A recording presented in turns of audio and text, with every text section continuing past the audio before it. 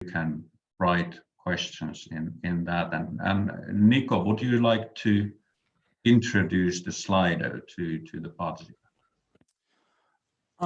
Yeah, okay, so good morning to all also. So during this presentation, you are able to send some questions to us. Therefore, log in the Slido, and the address is right on the screen, and it can be also found from our chat section. So the code is #35678. And there's also that QR code, so you can use your cell phone and log in that way.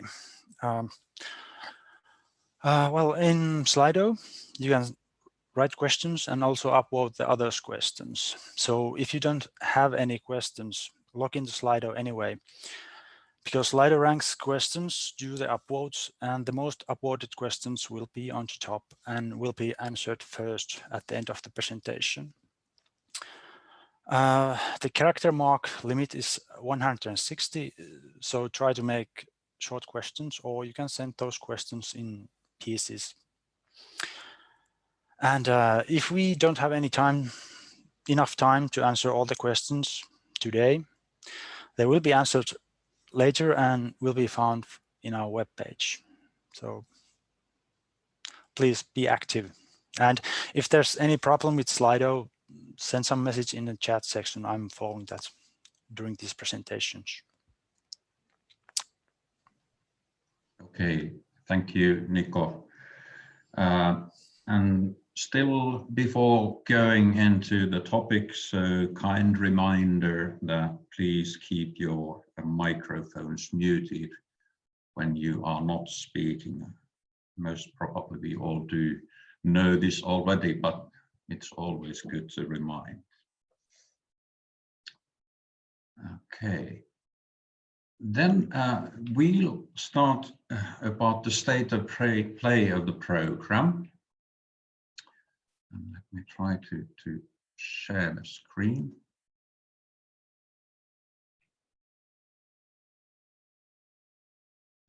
And you can see the screen, the slides. Okay, about the current program, and I start from the timeline for the program implementation. And here you can see the timeline starting from program approval, which in fact did take place already just before Christmas 2015. And then there was a short gap, and the first calls were opened in the beginning of 2017.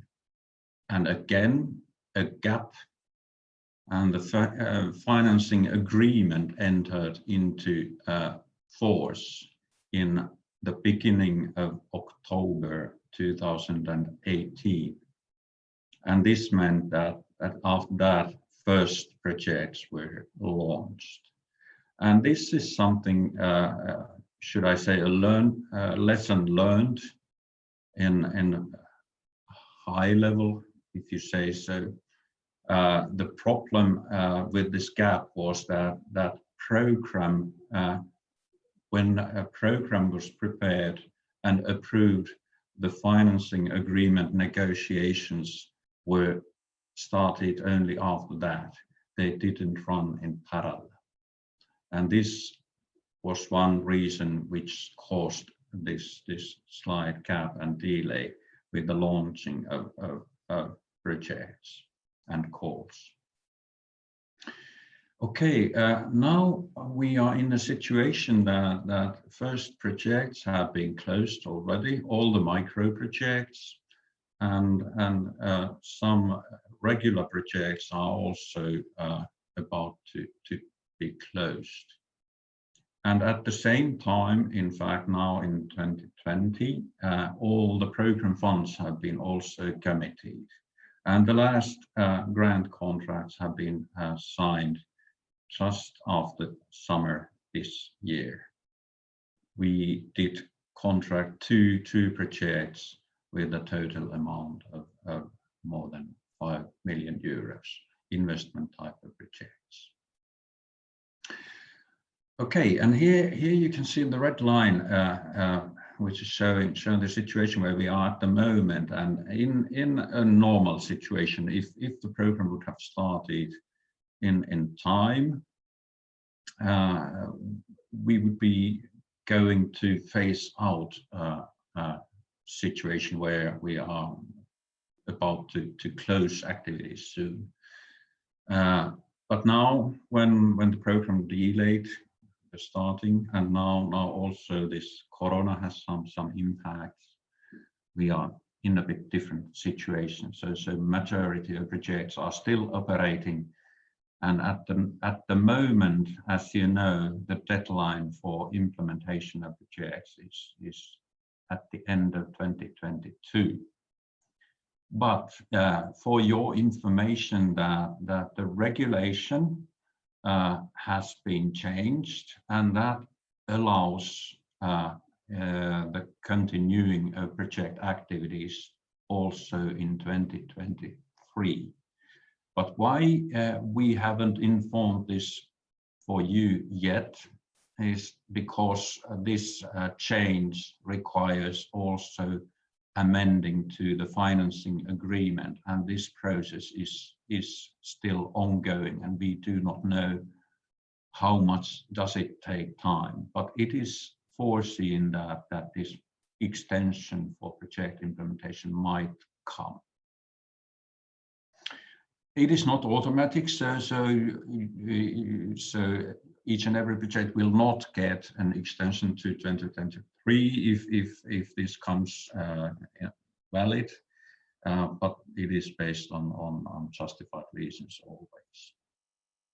Okay, 2023 ex post evaluation for the program is launched and implemented, and then finally the final closure by the end of 2025 based on the amended regulation.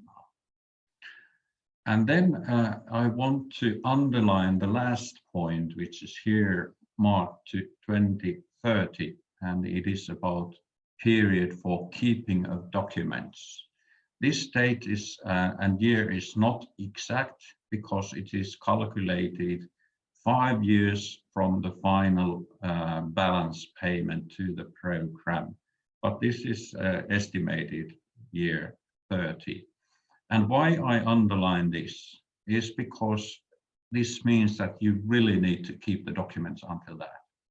And now we are in an audit, our program and some of projects, which is concerning the ENPI program and the activities before the end of 2014. And in that audit, the auditors are checking if all the documents are kept. And their message is clear: if all the documents are not there in place, it might mean recoveries. I'm not scaring you, no, this is not the purpose, but this is a kind reminder that please ensure that your files are there and are kept correctly. Okay, shortly about the data and statistics of the program. Here you can see final figures about the applications and awarded projects. Total number of projects 61. This shows number 59. 2 large infrastructure projects are missing from these figures. These are from calls. So 61 projects in total and 180 applications. Quite a good competition in all. And here you can see the map, which is familiar to you, and it shows the location of lead partners and partners by region. Here, what I would like to still once underline is the number of lead partners in our program: 30 from Russian side and 31 from Finnish side. And here, in fact, the figures from Helsinki, they are wrong figures in a way. Lead partners 1 and partners 7, so this is mistake, but the figures are correct. So this is a specificity in our program, equal number of lead partners. Types of organizations in projects. This shows that educational research organizations are quite big players in our program, which is not a big change, in fact, compared to previous round and previous program.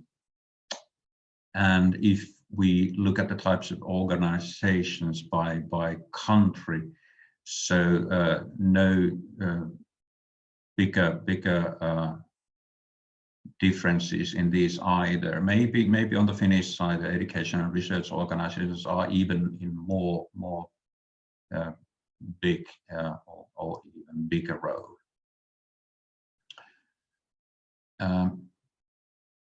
Then shortly about the common milestones for 2021, and with common I mean for you as projects and for us as representing the program. So European Cooperation Day, it is planned for autumn in September as previous years as well. And so we expect that this situation might be a bit different, hopefully. Then we will also have CBC Today social media campaign in which we invite you to take actively part. Then we are also planning capacity building events, which we hopefully can organize face-to-face, not as online events, but maybe it might be even both. Then we would like to organize the annual event, which was planned for this autumn, and now we expect to be able to organize that in next autumn. Let's hope so. And this for this year, the idea was to have that event in Joensuu and Sortavala. Next year, we'll inform about that. Then we also have a competition communication award. So we shall award the best projects with communication. So that is happening this year and next year as well. And I will conclude by saying that the main focus, of course, is in the implementation of your projects.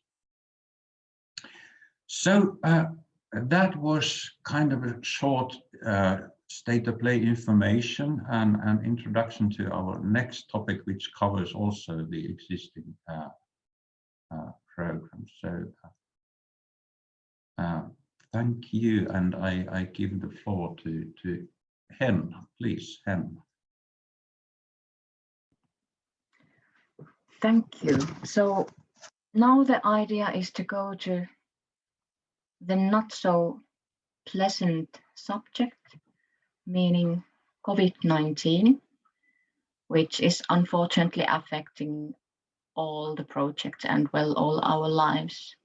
And it seems that the situation is not passing anytime soon. It was in March or April when we sent to the lead partners an email concerning the situation. And then we told that, of course, we are understanding towards any changes and modifications in this situation that no one foresaw in the risk analysis.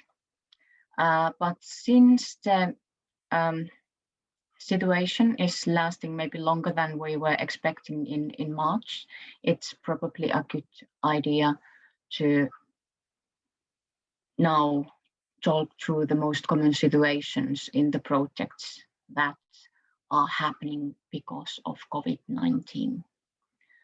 So first of all, many projects decided in spring to postpone project activities to better times.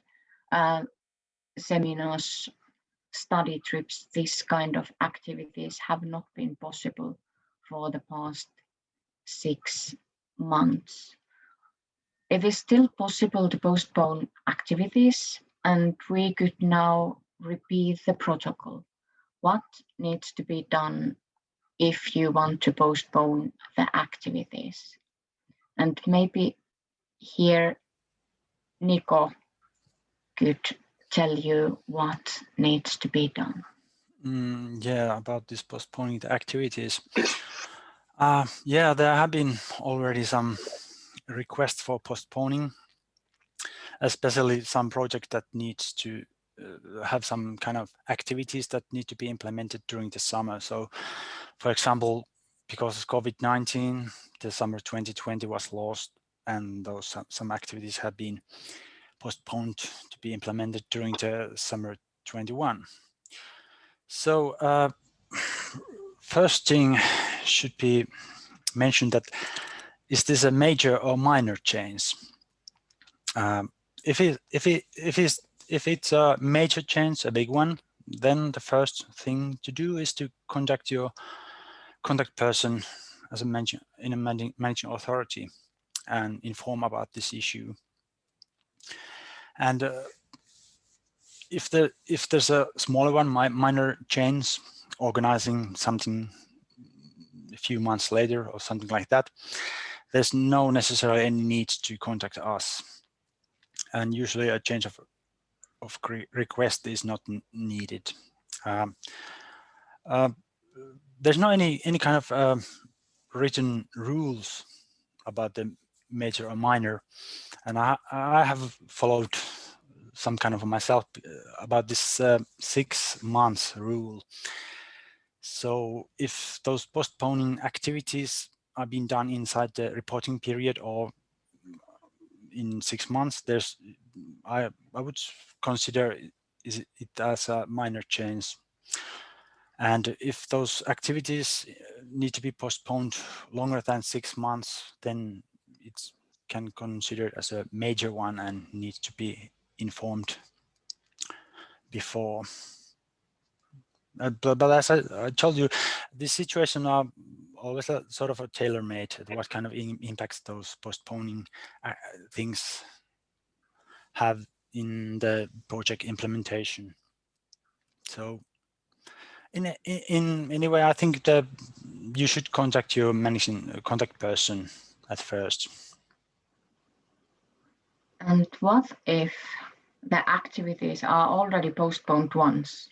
For example, it was decided in March to postpone a seminar to November, and now we are living the November and it still can't be implemented. What needs to be done now in this case? First, inform the managing authority, of course, and well, this COVID-19 issue is quite tricky one because no one can see the future. Especially when the border is closed and the CBC element is being endangered in all projects. So there could be some kind of solution that can be the activities updated or modified. Is there rescheduling possible? In some cases, that can these activities be dropped out without endangering the specific objective of the project, for example. And the project team should consider about the link between these activities and the specific objective of the project. What kind of impact it has to the specific objective. So what if the specific objective cannot be reached anymore, if some activities are dropped out? Yeah, this worst case scenario. Well, in this kind of situation, the COVID-19 is seen as a force majeure, and there won't be any sanction to the partners. But if some activities are being dropped and therefore the specific objective is not going to be reached, there must be some kind of clear documentation that all the possible options have been checked before that. So this sort of documentation starts the moment when you contact your managing authority about this problem. So basically, here we go to the matter that we spoke in the earlier capacity building events and in the information events. That even you have a project plan, you probably never want to be following the plan exactly as it is, but there needs to be modifications made. And now we are in that exact situation. So summarizing this up, if you need to postpone activities, it's always a good idea to contact your contact person and discuss with him or her on the situation. But usually change request is not needed and addendum is not needed to be made. And then we are understanding towards the changes that needs to be made. Yeah. To change information with the managing authority. So we should all remember that the project and us are sort of in the same boat. So in this COVID-19 situation, some kind of damage control together, trying to save the specific objective. And so in some cases, either it was first postponed the planned activities, or it was right away decided that activities need to be adjusted. We actually do have some good examples on this kind of cases. I know, Jarkko, you have an example that you could share with everyone. Yeah, thank you. Thank you for asking. Yeah, we have I would raise the other Crossroads project as an example. According to the project indicative plan, the final event of the project was organization and holding of the touring program, where the project results should have been presented to the public during common theater tour. So I remember that there were 4 events in Russian side and 3 in Finland. But due to the closed border, this plan had to be adjusted a lot. And instead, project produced video recorded performance, Bear Gynt, with Russian actors playing at Mountain Park Ruskeala and Finnish actors playing in North Karelia locations. And this joint play as a final product can be seen now, for example, in our program website. And in addition, I'm sure there are many activities which can be implemented also online. And typical cases are final seminars. We have already one example of this, but also study tours has been arranged or planned to arrange as a hybrid mode, so that partners from another country can participate cross-border through video connection. So I would say that the creative mind is benefit in these adjusting activities. Yeah, I definitely agree. Now it's the time to use your imagination. From my projects, I would like to point out Urban Parks and Benefits project that is aiming for, well, basically people should be out more and use the recreational services, local recreational services. And they have the idea to organize basically these typical events, outdoor events for people. But now the events as such, they cannot be organized. So they invented something else and placed the specific stones in the local recreational sites, and then encourage people to go out and pick those stones. And then there was this story also relating to the event. And then there was a light art show in the Kajaani Castle ruins, where people were, especially children, they were able to bring the stones that they had picked from those recreational sites. And I think that was a really great idea.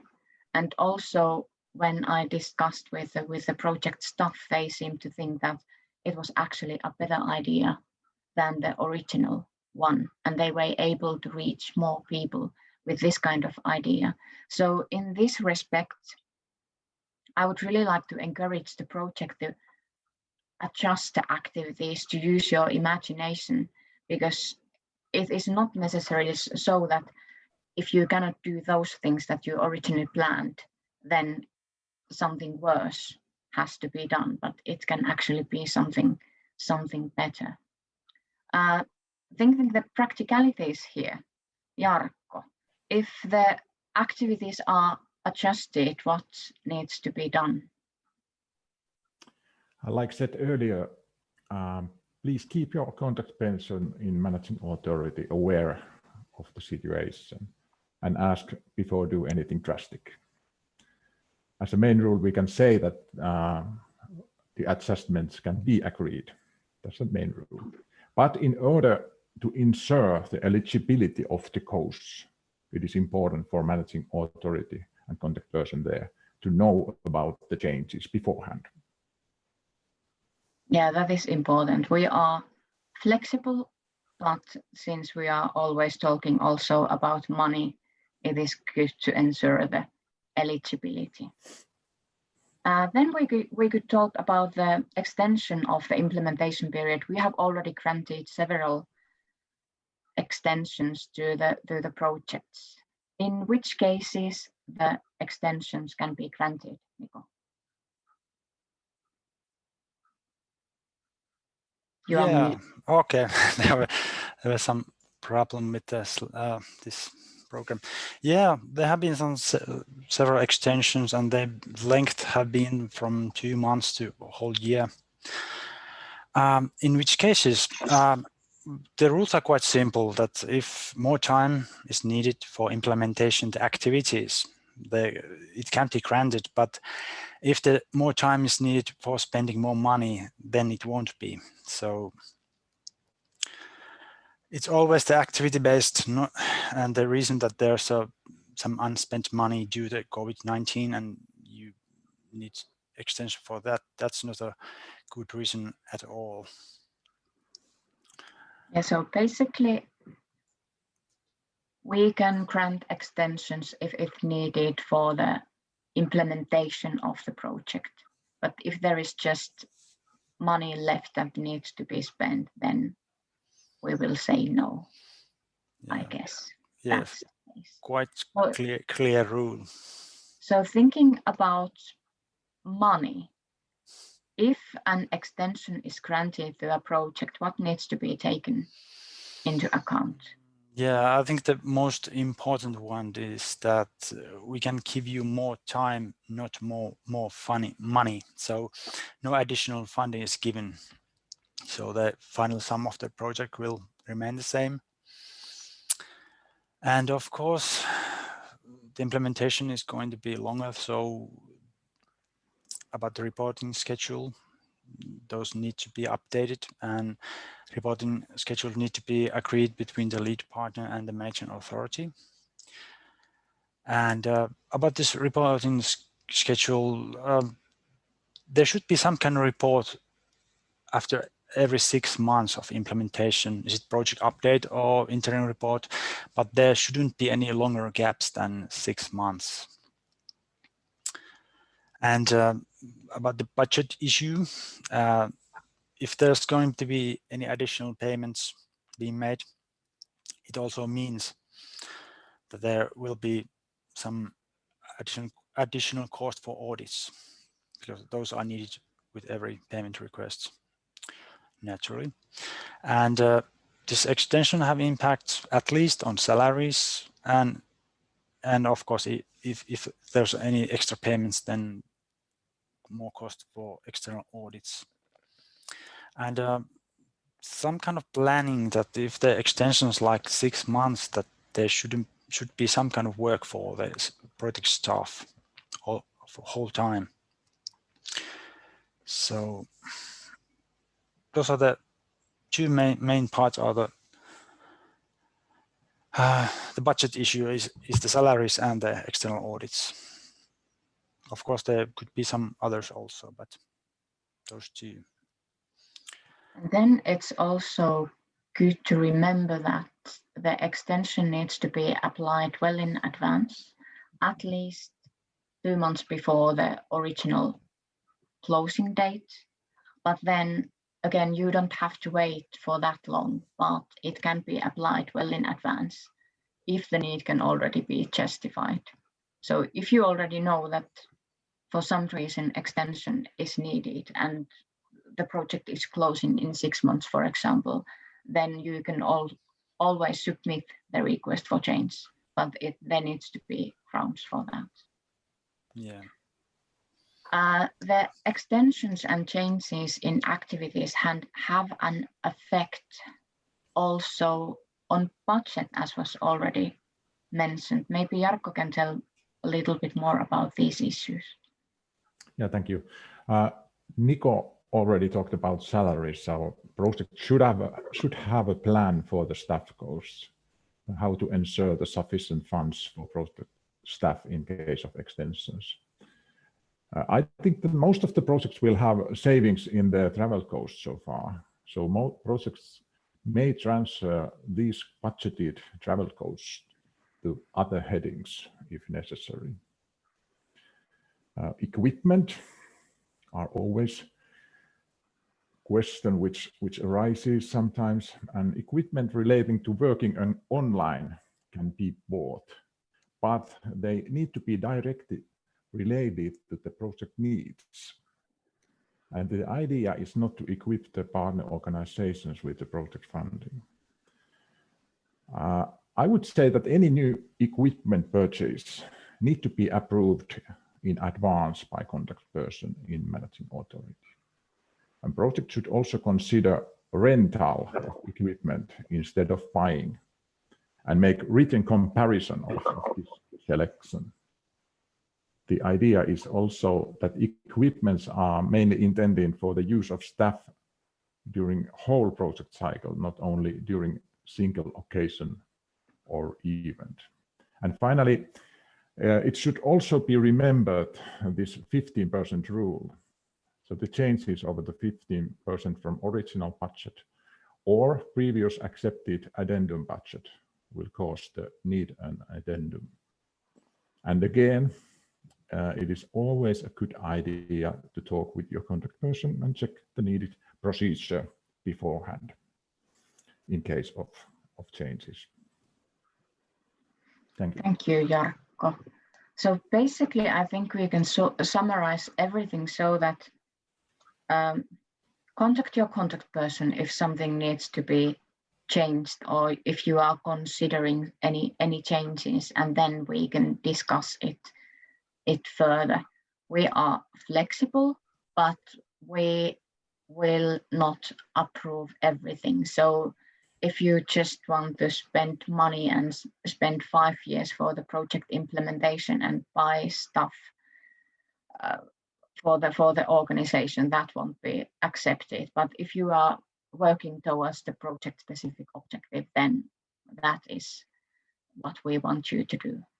Then a big sort of going to wider perspective, cross-border cooperation is something that we are doing, and now the border is closed and we cannot travel.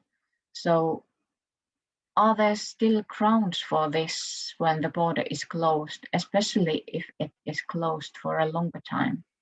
And maybe Marko can comment on this subject. Okay, thank you, Henna. Well, not that easy question, but maybe a couple of points that could be taken up. So definitely, yes, we have grounds for doing cooperation, even though the border is closed.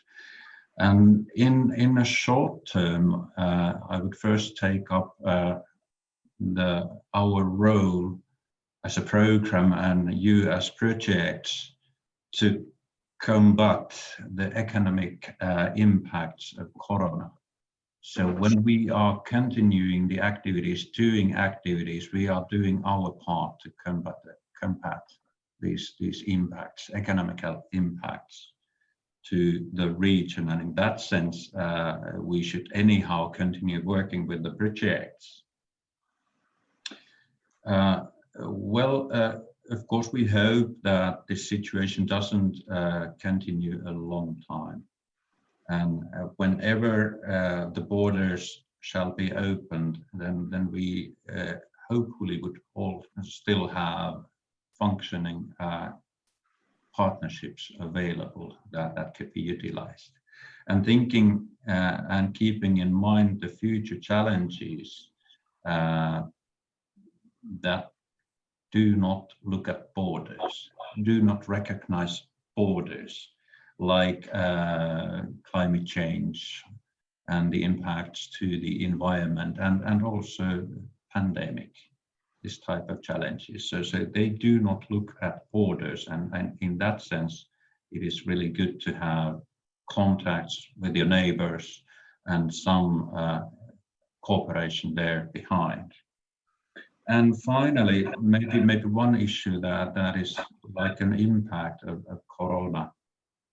So most probably something is changing based on this, and some things are going to be done in a bit different way, and maybe we go to more local and regional things, and doing these things together is something that where cross-border cooperation is a very, very good tool. And taking as an example, tourism. Most probably this situation changes the tourism and traveling quite a lot. But these are some ideas are why cross-border cooperation is still valid and necessary and needed.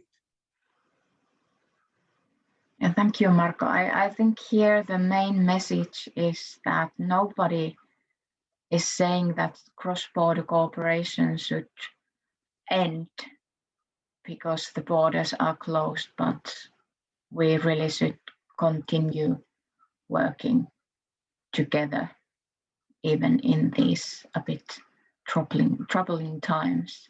So as a closure of this session, I would like to say that I'm quite certain that we all hope that the situation will improve as soon as possible and we'll be able to meet face-to-face again, rather sooner than later.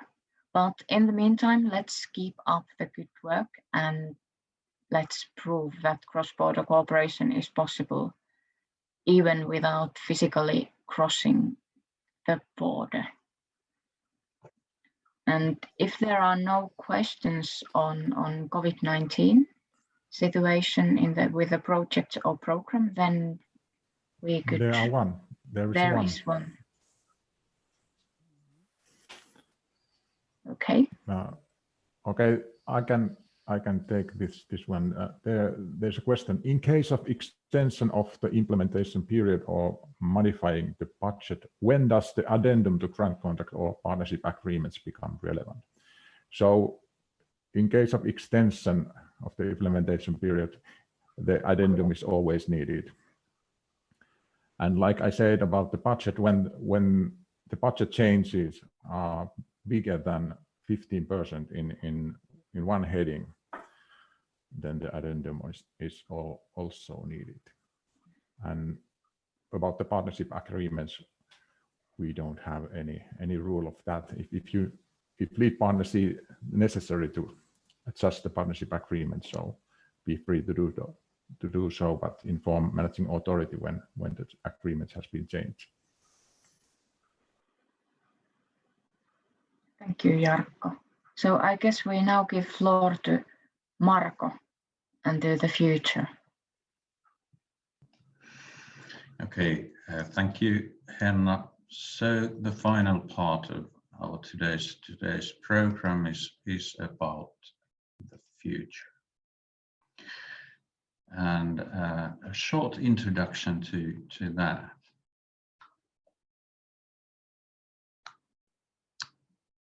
No.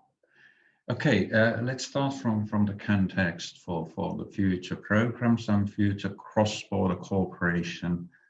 Of course, the first message is positive, so that these programs do continue. These programs operating on the EU's external borders.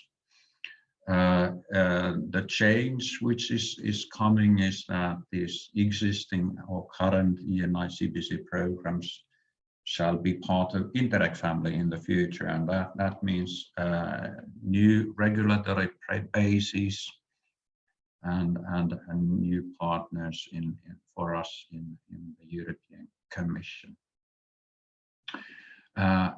Then about the number of programs on the Finnish-Russian border, that remains the same. So Karelia remains as a separate program as in the existing situation, and that is of course also something that we expected and wanted to hear. And then to the programming process.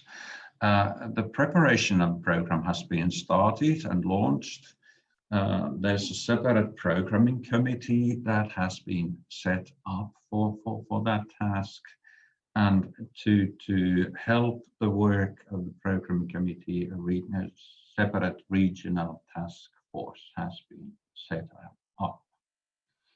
And we, as the managing authority, together with our branch office, coordinate this programming process. And what has been done until now?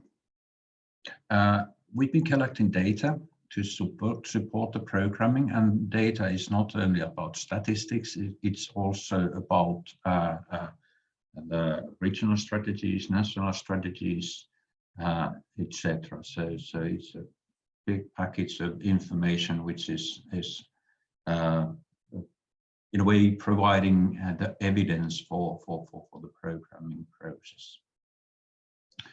Then we did organize open surveys, and thank you for participating into that. Quite many of you did participate and answer to that survey. It's really important, and we were really happy to see so many participants into that. Then we have organized stakeholder events and discussions in the regions to talk about challenges and policy objectives. And based on all these previous policy objectives have been indicatively chosen by the programming committee. And why I'm saying indicatively is because in fact at that moment when the programming committee had that discussion, we didn't know the outcomes of the discussions concerning the regulations and requirements for these policy objectives. Okay, at the moment, what have been chosen? There are 3 policy objectives. Smarter cooperation area, which is quite close to the existing priority 1, which is about business cooperation, but here the approach is a bit different. Then the second one is green cooperation area, which is mostly about environment, is quite close to our existing priority as well. And then the third one is the cooperation area closer to its citizens, and this is truly interesting. It is emphasizing the local and regional participation particularly, and this is going to focus on tourism and culture. So this is a proposal now how to approach the new program, and in fact this is going to be discussed in the meeting next week, in the programming committee. Still, in addition to these policy objectives, there's a new approach. These are so-called Interreg or cooperation-specific objectives, and this first one is better cooperation governance. And this objective was chosen for the program indicatively, and now we have the information that this is not obligatory, but this is a option which the programs can choose.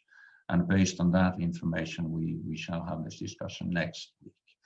So the basic idea is that programs should focus. And this means that each and every program can choose a maximum of 3 policy objectives in which they are investing their finance. And these policy objectives build a basis for the program strategy, which is going forward to priorities, specific objectives, and then further on to actions, activities that are then finally financed. So these objectives are equal, in fact, to all the programs, both in external borders of the EU as well as in internal borders. And then looking at schedules, program ready and submitted estimate is by the end of 2021, and why it is so, why it is not earlier. It is because, in fact, the regulatory frame is still not finalized, and there's discussions in trilogy, meaning the Council, Parliament, and the European Commission should be concluded by the end of the year, after which these regulations should come into force during spring. And only after that, when these regulations have come into force, it is possible that programs can be approved. But before they can be approved, of course, we need to know the final amount of funding, and that is the thing that delays the process a bit. So after the regulations have been approved, then starts a process to conclude the financing for each and every program, including not only EU contribution, but also the national contributions. And based on that, then if and when the program is submitted to the European Commission by the end of 2021, then the approval is expected to take place in spring 2022. And again, a financing agreement, it follows that. So the signature and the ratification is expected, and based on that, this is probably something that I shouldn't do, but the careful guess for launching calls for proposals could be foreseen in 2023. And this is something we've been joking about. So whatever we say about calls for proposals and timings, most probably it will be wrong. But let's hope that this schedule shall remain. And how to participate and contribute to the programming. So once again, thank you already what you have done. So you've been participating to these consultations, and you've been answering to this questionnaire. But what is happening now from this on during the following months? So you can send your comments to the managing authority directly to this general web email, And then I urge you to participate to these consultations, which are still foreseen in spring. But before that, already we shall organize expert working groups based on these different thematics and hearings. So we will try to involve you to this work when building up the program priorities. So it is really important that we get your feedback into this process as well. Okay, having said that, so I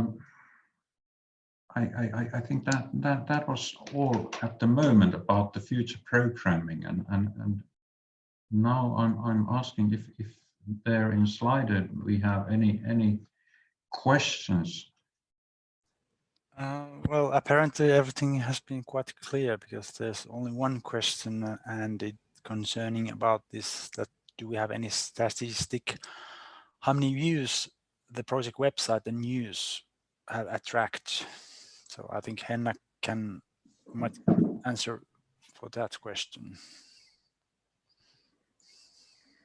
We do have Google Analytics in use. I have to admit, I've never checked the project specific figures, but I assume we should be able to get those from the analytic tool. So if there is somebody who needs these figures, send me an email and I'll search for those. Okay. Maybe one point in which I then, if there are no other questions, then I still complement my introduction to the future, and money is always something that is interesting people. So thinking about the resources which are foreseen for the future program, and most probably you all know the difficult discussions concerning the EU budget and the outcomes from last summer, and most probably the outcome of that discussion and solution will be that the amounts which are directed to these cooperation programs are reduced slightly. We do not see that drop in financing that dramatic. It seems to be rather small, but we still have some hopes that this drop of financing could be, should I say, replaced with the amount from external funds of the European Union.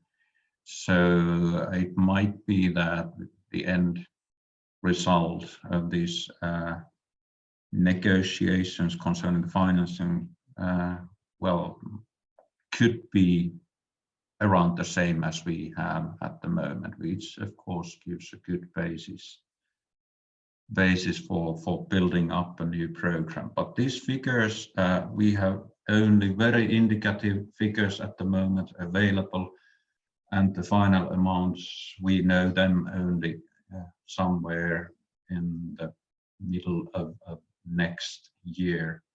And then still I hope that this national contribution shall double that EU contribution.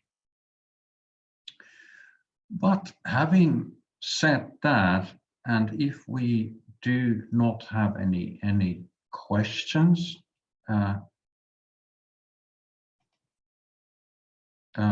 we are about to close the event.